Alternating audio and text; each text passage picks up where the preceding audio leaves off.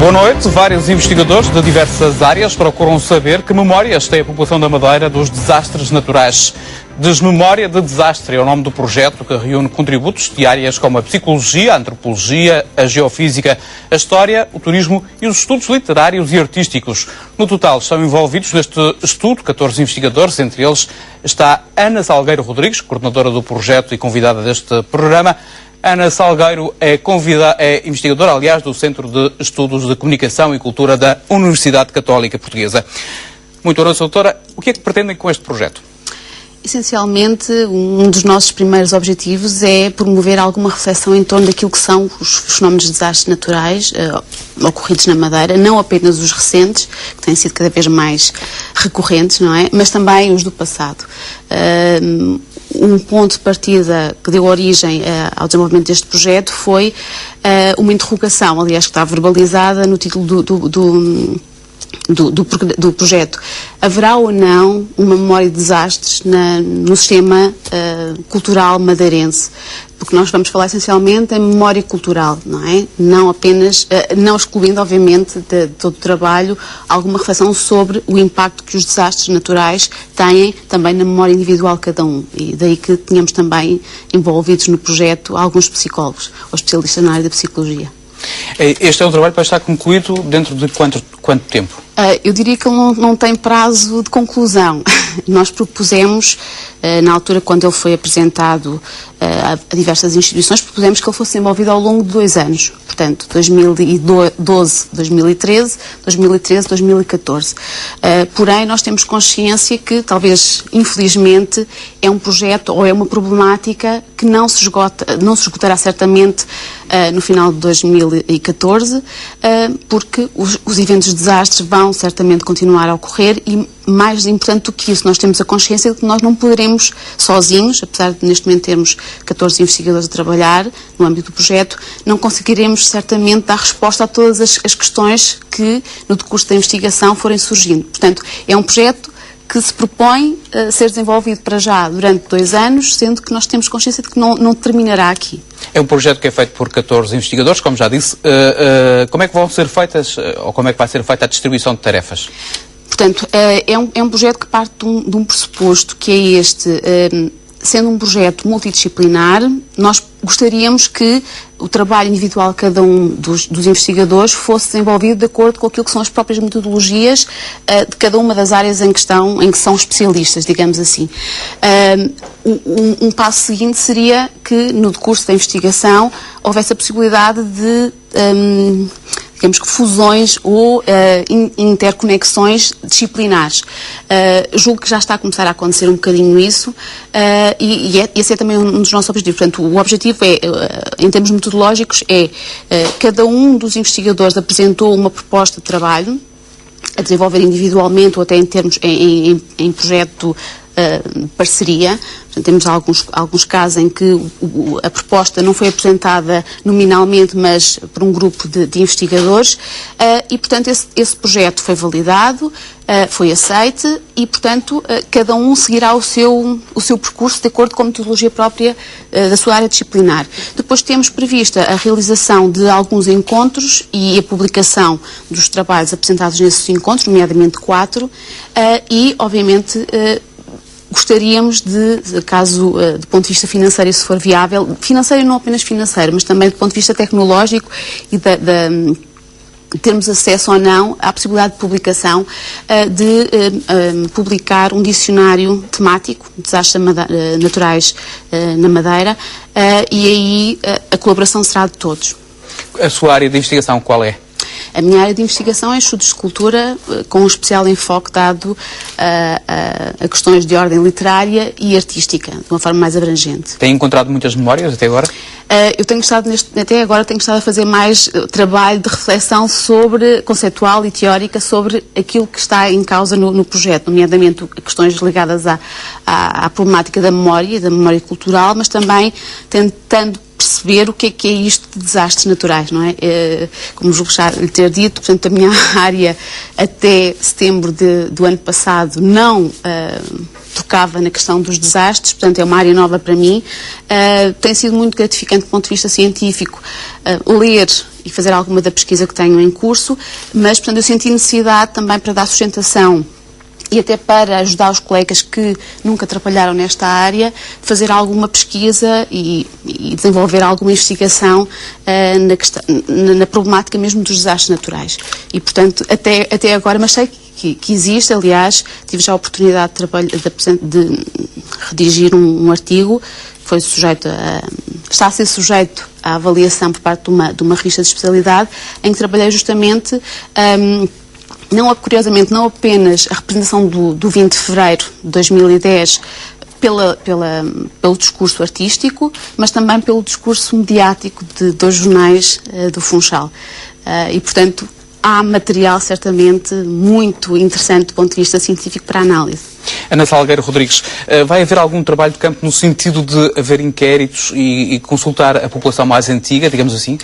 É assim, portanto, este projeto está desdobrado em 3 linhas de ação. A primeira tem uma orientação mais para a área científica, onde todos os investigadores estão a colaborar. Depois temos uma segunda linha de ação que procurará desenvolver junto de alguns artistas madeirenses ou não uma reflexão do ponto de vista artístico sobre a memória de desastres na Madeira, e uma terceira linha de ação direcionada para a intervenção em contexto escolar na região e portanto, os inquéritos, e está previsto relativamente a essa questão, estamos a preparar ainda, estamos em fase ainda de elaboração, porque essa linha de ação de intervenção na escola só terá lugar no próximo ano letivo. Portanto, essa linha de ação de facto prevê que numa fase prévia à nossa intervenção específica nas escolas haja um trabalho de levantamento, de acompanhamento dos colegas da área da psicologia sobre aquilo que é a memória de desastres em contexto escolar. Portanto, e aí o 2010 será muito importante, uma fonte de informação muito importante para vocês. Exatamente. E será interessante ver em que medida é que a memória de desastres na Madeira atual, junto dessa comunidade, se resume ou não, e nós não partimos de afirmações, partimos de questões, se resume ou não à memória desse evento. E como é que esse evento é hoje lembrado? Não basta ter a memória, é preciso perceber como é que essa memória é construída do ponto de vista substancial. E por aquilo que já viram, há muita ou pouca informação relativamente aos desastres naturais na Madeira? Nós estamos a começar agora a fazer o levantamento. Há um grupo de colegas que está a trabalhar sobre publicações periódicas, e isto porque nós temos também um objetivo, já entramos em contacto com eles, estabelecer uma parceria, uma possibilidade de cooperação com um projeto que está a ser desenvolvido pelo IGOD, pelo Instituto de Geografia e Ordenamento do Território da Universidade de Lisboa, o projeto Disaster, que curiosamente tomou como objeto de análise os desastres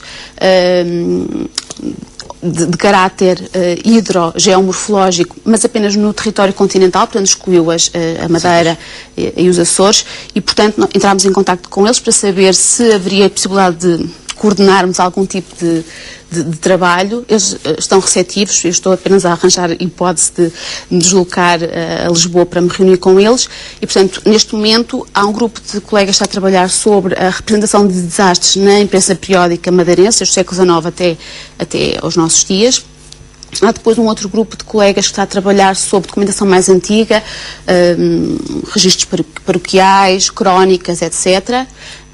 Documentação ligada à atividade municipal. E temos essa documentação?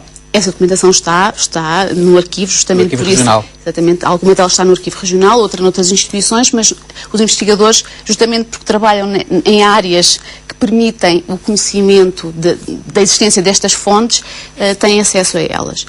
E daí também a nossa preocupação em estabelecermos a parceria com o arquivo, porque sabíamos que lá nós encontraríamos muita da informação que procurávamos.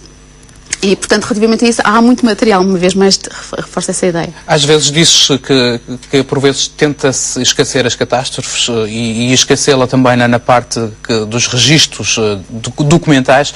Verifica-se isso aqui na Madeira? O título interrogativo partiu de uma experiência minha enquanto investigadora. E, portanto, eu estou a trabalhar no âmbito do meu doutoramento sobre os sistemas culturais da Macaronésia lusófona, portanto, Açores, Madeira e Cabo Verde, e verifiquei, a certa altura, justamente depois do 20 de fevereiro, na altura já estava a trabalhar no doutoramento, verifiquei uma coisa que me causou alguma perplexidade, que era, enquanto, do ponto de vista do sistema cultural, dos valores da memória coletiva ou da memória cultural, os Açores e Cabo Verde inscreveram de uma forma muito evidente a memória de desastres naturais no seu sistema cultural, a Madeira parece não o fazer, ou pelo menos hoje não o fazer. E, portanto, perante esta evidência, que é especulativa, nesta fase ainda, comecei a pensar, então, será que isto é apenas uma percepção superficial, sem fundamento, ou, de facto, houve a rasura dessa memória? Ora, por aquilo que nós temos visto, há, de facto, documentos, há textos que inscrevem justamente a memória desses eventos. Não se pode falar de uma amnésia coletiva, então? Não, eu não sei depois como é que essa memória é gerida ao longo do tempo. Portanto, há momentos em que a memória, de facto, desses eventos vem à superfície. Eu não sei como é que depois, em termos cronológicos e olhando para essa memória em termos, digamos que numa extensão temporal, ela é gerida ou não.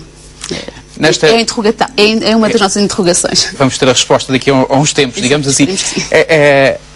Aqui nesta investigação, as ciências exatas ou naturais são secundarizadas pelas ciências sociais? Não são secundarizadas de todo. E nós também não pretendemos, não temos a pretensão de querer ensinar o que é que seja alguém.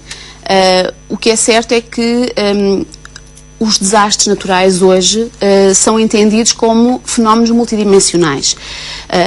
E por acaso estou a preparar a comunicação que vou apresentar na próxima semana na conferência que estamos a prever para o dia 20, terá lugar no arquivo, já agora aproveito a oportunidade para divulgar. E um dos aspectos que eu gostaria de focar nessa conferência é o caráter falacioso da designação desastres naturais. Não sou eu que o vou dizer pela primeira vez, já houve vários autores que o referiram, não tenho também esta percepção. Falacioso porquê? Falacioso porque a designação de desastres naturais dá um especial enfoque ao fator desencadeador do desastre.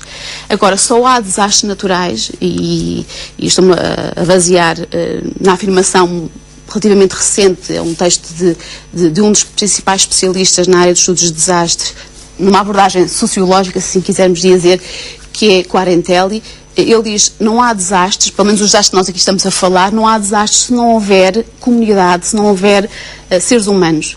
E, portanto, se ocorrer um tremor de terra ao largo, a muitas milhas ao largo do Funchal, isso não desencadeia um desastre. Há um fenómeno natural, um terremoto, um sismo, mas isso não desencadeia um desastre. Para que haja um desastre tem de haver uma comunidade. E, portanto, se há uma comunidade, digamos que o fator desencadeador é de facto um fenómeno natural, mas o desastre não ocorre apenas pela existência desse fator desencadeador. Há uma série de outros fatores de ordem mais subjetiva, de ordem mais contextual, política, cultural, educacional, etc., que condicionam que um evento natural, um fenómeno natural, desencadeia ou não, de facto, esse desastre. Esta conferência do dia 20 acontece precisamente 3 anos depois do 20 de fevereiro de 2010. Foi propositada Foi, esta exatamente. data? Aliás, nós selecionámos 2 datas. Portanto, o projeto prevê a realização de 2 encontros, um de caráter mais regional, eu costumo dizer um bocadinho brincando, que é uma conferência mais para consumo doméstico, para nós, enquanto elementos do projeto, mas também aberto à comunidade madeirense, toda ela, e temos como também prioridade estabelecer contacto com a comunidade civil, digamos assim, mas também com várias instituições ou organismos que estão relacionados de alguma forma, com a gestão de riscos de desastre, e, portanto, selecionamos 2 datas. O 20 de fevereiro de 2013 e 2014, em que terão lugar justamente essas 2 conferências, e depois o 9 de outubro de 2013 e 2014, em que ocorrerá depois um colóquio de âmbito mais alargado, onde gostaríamos de ter presente alguns investigadores, não só nacionais, mas também internacionais. Estamos a falar de ciências sociais. Que contributo pode dar um investigador que se dedica aos estudos literários e artísticos? Pois, aí entramos numa questão polémica que parte de um preconceito, que é o de considerarmos que, em primeiro lugar, que cultura é igual a arte e que a arte ou que os objetos artísticos, os fenómenos artísticos são meros fenómenos de distração, de embelezamento e que não têm a ver com a nossa vida cotidiana. Ora, a minha perspectiva não é de todo essa. Eu considero que, em primeiro lugar, a cultura é fundamental para nós, na análise, ou melhor, o estudo da cultura é fundamental para nós analisarmos o modo como vivemos em sociedade e, neste caso particular, como nos relacionamos com o meio natural. Por outro lado, o discurso artístico, seja ele literário, plástico, visual, etc., permite-nos não só analisar o modo como se representam esses eventos, neste caso os desastres naturais, mas também nos permitem analisar o modo como a sociedade percepciona esses desastres. Portanto, estamos a falar de fotografias e desenhos, é isso? Também? Também, mas que não se limitam apenas a fotografias e a desenhos. Há um filósofo da linguagem que tem trabalhado muito sobre o discurso, que ele já faleceu infelizmente, que trabalhou sobre o discurso artístico, que é Nelson Goodman, que diz basicamente isto: atenção, o discurso artístico não representa apenas a realidade, quando quer fazer. Ele também constrói a realidade. E não é por acaso, certamente, que justamente na altura do 20 de Fevereiro houve tanto cuidado por parte das autoridades regionais e locais, e compreende-se, em sublinhar o cuidado que se deve ter na utilização das palavras, na forma como se dava a conhecer ao mundo aquilo que estava a acontecer na Madeira. Isso acontece no discurso do cotidiano, mas também acontece no discurso artístico. E, portanto, o modo como a arte representa os desastres naturais ajuda-nos a construir a nossa percepção de desastre. E em termos de informação, dessa informação na arte, aqui há muita na Madeira sobre desastres naturais? Eu já encontrei algumas. E o nosso objetivo, daí a linha de ação 2, é justamente convidar artistas locais, e esse talvez seja um dos fatores mais inovadores do projeto, que tem sido valorizado por vários outros investigadores e outras instituições que têm conhecido o projeto, é justamente nós considerarmos que é importante desenvolver essa atividade de reflexão sobre aquilo que são os desastres naturais na Madeira e a memória de desastres naturais na Madeira por parte da arte, justamente porque através da arte nós conseguimos, se calhar, chegar a uma série de pessoas, a um grupo mais alargado de madeirenses, e não só, de pessoas que residem ou que estão de passagem pela Madeira, que de outra forma não chegaríamos. Ainda há pouco falou que só há desastres naturais, se houver pessoas. Há fatores de ordem sociológica e cultural que podem contribuir para os desastres naturais, e estou-me a referir às vezes à ocupação do territorial. Qual é a sua opinião? Quer dizer, eu posso dar a minha opinião, que é uma opinião provavelmente questionável por parte de quem tem feito a investigação mais demorada e já com maior percurso do que aquela que eu tenho feito. Daquilo que eu tenho lido, e como eu disse, é uma área muito recente na minha atividade investigadora, esses fatores são fundamentais. Não se pode pensar, aliás, Quarentelli diz isto basicamente: uma coisa é estudar os perigos naturais, outra coisa é estudar os desastres. E para estudarmos os desastres nós temos de ter em consideração o modo como a população, como as comunidades se relacionam com o meio natural, o modo como certos valores, nomeadamente a forma como entendem os fenómenos naturais, o modo como interagem, até do ponto de vista tecnológico, com a natureza, com o meio natural, tudo isso, a memória, a forma como por exemplo, é muito interessante analisarmos, por exemplo, a designação já cristalizada até no discurso do marketing turístico da Madeira, a imagem da Madeira como uma ilha-jardim, não é? O que é que quer dizer isto? Em que medida é que este rótulo, não é, altamente mercantilizado, pode ou não condicionar a forma como os madeirenses ou os residentes na Madeira percepcionam os seus riscos de desastre? E, portanto, tudo isso passa por questões que não têm a ver com a geofísica, mas que passam, sobretudo, por questões de ordem cultural, questões que se prendem com o imaginário, questões que se prendem com a vivência sociológica, digamos assim, do dia-a-dia. O facto da propriedade ser reduzida aqui na Madeira leva muito as pessoas a arriscarem, digamos assim, a sua própria segurança? Disso eu não posso falar, não é a minha área. E também não tenho dados. Mas consegue-se ver através da literatura que as pessoas continuam a cometer os mesmos erros há muitos séculos? Nós ainda não podemos dar respostas taxativas em relação a isso. Aquilo que nós podemos, para já, até da conversa que tenho tido com outros colegas, ter, é que é óbvio que o facto de estarmos a falar de uma ilha condiciona altamente a forma como se gera o espaço, não é?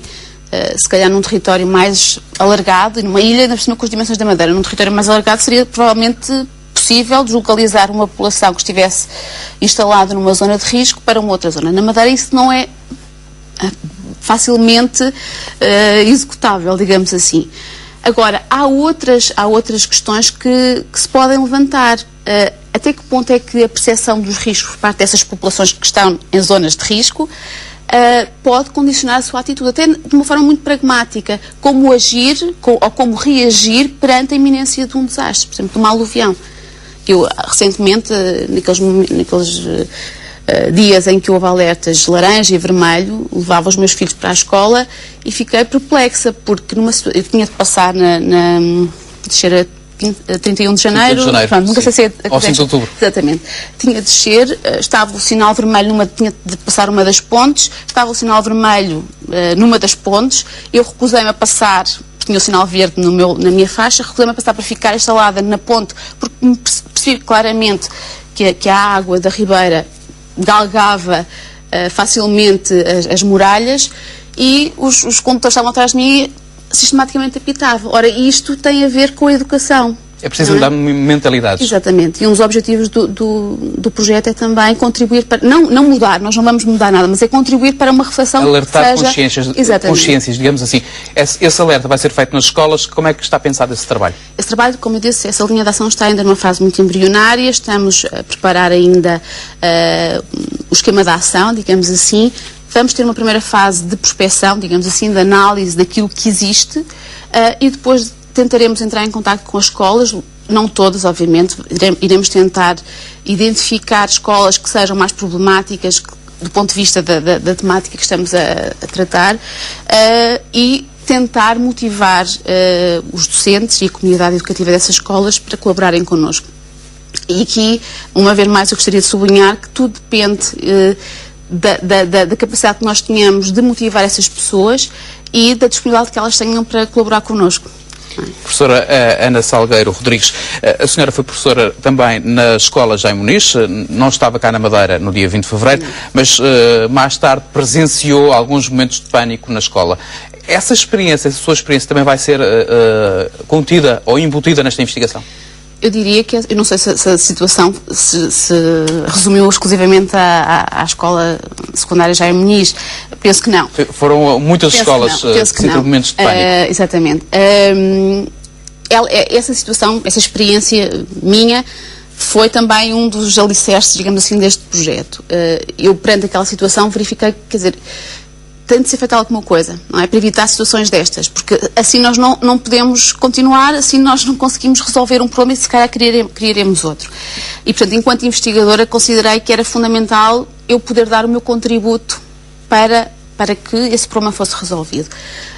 Felizmente, passados estes anos, encontrei um grupo de investigadores que têm esse mesmo propósito, ou seja, de uma forma gratuita, portanto, nenhum dos meus colaboradores, nenhum dos investigadores que está a colaborar comigo, e também nenhum dos artistas, porque já há alguns artistas envolvidos, estão a receber qualquer tipo de financiamento.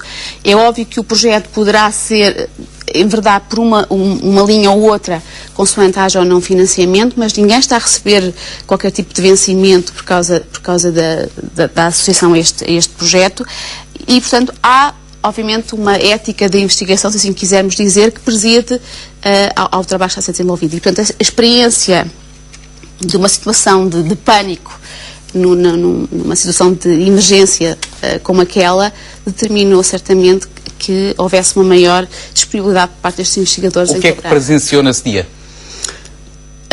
Muita falta de coordenação. Aliás, das leituras que eu tenho feito, É óbvio que há 3 fatores determinantes para uma melhor ou pior gestão de situações de desastres. O conhecimento, a comunicação e a organização. E naquele dia eu senti que havia uma enorme falta de organização, porque ninguém sabia a quem recorrer, não havia uma resposta condutora para que aquela comunidade, aquele conjunto de pessoas soubesse que caminho seguir. E isso preocupou-me e continua a preocupar. E essa desorientação sentiu-se também nos alunos, é isso? Sim, sim, sim. E qual foi a resposta dos pais? Disseram-nos não sei, porque não fizemos esse estudo ainda. Pois. Não fizemos. Sei que há uma das nossas colaboradoras na área da psicologia, que é docente na Universidade da Madeira, orientou um trabalho, salvo erro, de segundo ciclo, que tomou justamente como objeto de análise uma escola e a situação, digamos que, de gestão escolar de uma situação de emergência. Mas não lhe posso falar sobre os resultados obtidos a esse nível. Uma das críticas que foi feita, aliás, na altura, foi que os pais corriam muito às escolas a buscar os filhos, quando a escola era, em princípio, o lugar mais seguro. Notou isso também lá nas escolas já municipais? Sim, sim. Aliás, houve alunos meus que na altura saíram. Isso aumenta, obviamente, o risco. É preciso um plano de emergência para situações de catástrofe nas escolas também? Eu penso que sim, e julgo, tanto quanto sei, nós temos estado em contacto, por exemplo, com os serviços municipais de proteção civil do município do Funchal e, tanto quanto sei, aliás, julgo que hoje ou ontem foi formalmente apresentado um plano ou um esboço de plano, não sei ainda em que modo é que isso ocorreu, mas há trabalho a ser desenvolvido nessa área e este também é um dos objetivos do projeto, é porque eu julgo daquilo que já encontrei, há conhecimento, há coisas a serem feitas. O que há é uma enorme falta de comunicação entre instituições, entre agentes, entre técnicos e nós gostaríamos muito que o desenvolvimento deste projeto permitisse justamente também o diálogo e a criação de pontes que permitissem a transferência de conhecimento alojado numa instituição para outra, para que a resposta em situações de emergência fosse mais proveitosa para todos. Já tem algum plano de parceria com a Proteção Civil? Nós estamos a tratar disso com os serviços municipais de proteção civil do Funchal, que nos contactaram quando souberam do projeto e, portanto, tem sido gratificante sabermos que há esta hipótese de diálogo, pelo menos com a proteção civil do Funchal. A nível regional, eu tenho o contacto do coordenador da proteção civil do Funchal. Em breve tentarei entrar em contacto com ele para saber se há a hipótese de algum tipo de trabalho conjunto, porque nós temos toda a disponibilidade para facultar a informação que recolhermos a essas instituições, porque só assim é que se torna útil, digamos, o trabalho que temos em curso. Aliás, este projeto poderia ser desenvolvido fora da Madeira. Está a ser desenvolvido na Madeira justamente porque nós queremos que ele colabore, digamos assim, com as instituições locais. Ainda há pouco disse que este projeto e que os investigadores associados a este projeto não recebem nada por isso. Este é um projeto associado ao Centro de Estudos de Comunicação e Cultura da Universidade Católica Portuguesa, tem o apoio das Secretarias da Educação e do Turismo. Que tipo de apoio é este? Pois, às vezes as pessoas, em tempos de crise, e quando falamos em desastres, falamos também em momentos de crise, eu julgo que as pessoas esquecem que os apoios não se materializam apenas em financiamentos, em dinheiro, em cifrões, antigamente, agora em euros. Há outro tipo de apoios. Por exemplo, no caso do apoio junto à Secretaria Regional da Educação e Recursos Humanos, se houver por parte desta instituição a possibilidade de facilitar o nosso acesso às escolas, se houver a hipótese de, junto das escolas, estimular a colaboração connosco, isso vai ser uma mais-valia tremenda. Eu trabalho na área das ciências humanas e das artes e, portanto, estou habituada a trabalhar com fundos reduzidíssimos e, portanto, não é a existência, aliás, o projeto nasceu antes de haver financiamento, não é a existência de um financiamento que vai determinar a continuação ou o cancelamento do projeto. Como eu disse, os investigadores aceitaram colaborar gratuitamente para já. É óbvio que, se nós pensarmos em publicações, temos de ter algum financiamento, mas pode não ser materializado em dinheiro. Se houver uma instituição regional, ou até nacional, ou até internacional, que se disponibilize para a edição dos textos, isso é possível, não é? Por exemplo, o financiamento é que já está garantido? Neste momento não temos nenhum financiamento garantido em dinheiro, mas, por exemplo, na próxima semana vamos realizar a conferência e ela terá lugar no Arquivo Regional da Madeira. Portanto, não sendo esse apoio não sendo materializado em dinheiro, corresponde de facto a dinheiro, porque se nós quiséssemos desenvolver a conferência, promover a conferência num outro espaço, teríamos certamente de alugar o espaço e pagar por ele. Portanto, há instituições que têm espaços, há instituições que têm tecnologia. Se elas nos facultarem essas instalações e essa tecnologia, nós poderemos continuar a desenvolver o projeto. Já ainda há pouco falámos do projeto e da intervenção nas escolas. Este projeto, portanto, pretende uma intervenção cívica a nível de outras áreas sociais. O que é que está pensado? Nós temos de ser um bocadinho contidos. Podendo sonhar alto, temos de ser um bocadinho contidos. Para já, nós pensamos que é possível intervir nas escolas, e pensando da escola, inclusive, como um microcosmos, onde será possível, eventualmente, encontrarmos um reflexo ou uma representação daquilo que é a sociedade madeirense. Podemos, justamente orientados por esse objetivo de intervir civicamente, desenvolver em parceria com a escola não só uma reflexão sobre aquilo que é a problemática dos desastres naturais, mas também a memória desses desastres, e eventualmente desenvolver com eles, com as escolas, algum tipo de ação que seja dinamizadora de desenvolvimento de uma maior resiliência junto dessa comunidade. Ações de formação, é isso que estamos a falar? Sim, sim, e desenvolvimento de projetos localizados nessas mesmas escolas, que sejam orientados por docentes ou por outras entidades associadas à comunidade escolar dessas escolas. Mas, justamente, o desenvolvimento da linha de ação 2, mais direcionada para intervenções artísticas, pode suscitar alguma reflexão junto da comunidade em geral e não exclusivamente das escolas. Até junto, por exemplo, do turismo. Ana Salgueiro Rodrigues, a senhora é investigadora, normalmente diz que Portugal dá pouca atenção à cultura. Como é que vê a investigação em Portugal? Ultimamente, muito mal, não é? As notícias que vão chegando de financiamentos, de apoios, o cancelamento de projetos, ainda recentemente falaram em alguns, a forma como a FCT neste momento parece estar num impasse, tudo isto é extremamente preocupante.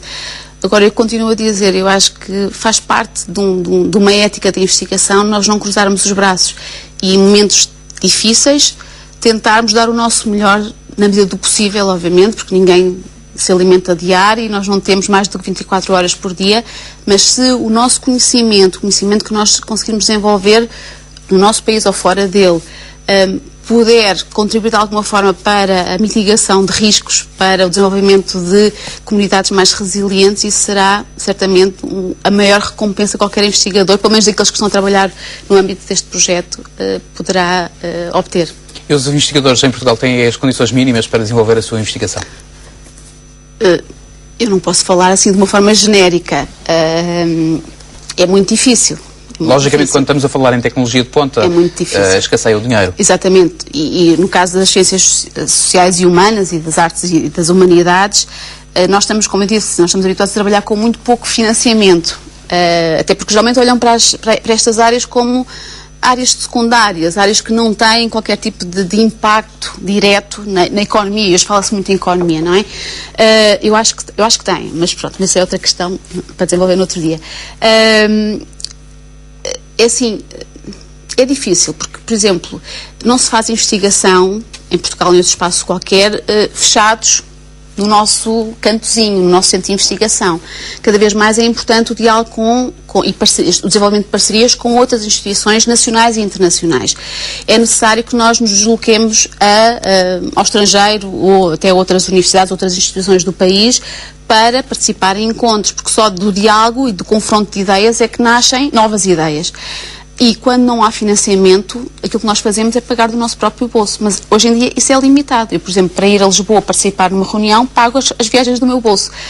Não é? E, portanto, não há dinheiro que cubra isso. E, portanto, isso limita. Mas, como eu digo, eu acho que hoje em dia, até pela existência de meios de comunicação que nos permitem estar em contacto permanente com outros centros de investigação, com outros investigadores, eu acho que parte dessa dificuldade pode ser ligeiramente ultrapassada. Que tipo de investigação é que gostava de fazer, mas que não pôde fazer até agora? Neste momento quero acabar a tese de doutoramento, que está ainda por terminar,